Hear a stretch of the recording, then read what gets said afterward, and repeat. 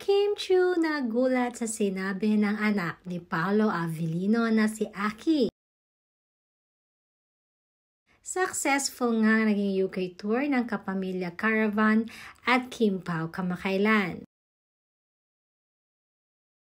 Aliw na aliw ang mga kababayan natin sa Birmingham sa love team ni Paolo at Kim Chiu.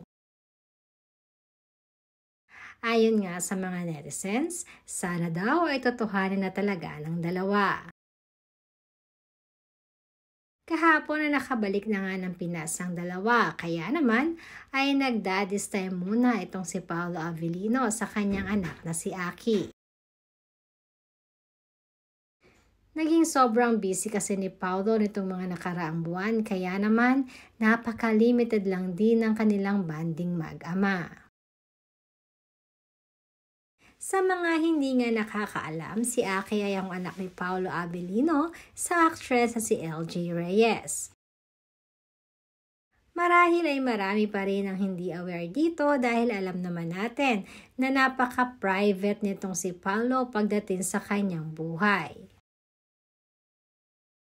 Subalit si LJ naman ay open dito.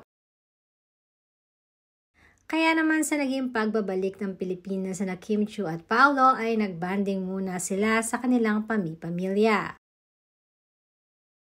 Kaya naman Paolo make sure na ibinibigay niya ang kanyang oras sa anak kahit video call lang dahil alam naman natin na madalas ay na kay LJ si Aki at sa US sila nakabase. At ayon nga sa aming napag-alaman, pag-abin nga ni Aki ay naaaliw siya sa tita Kim niya. Isa pa ay masaya din sila dahil Kim Chiu makes his daddy happy.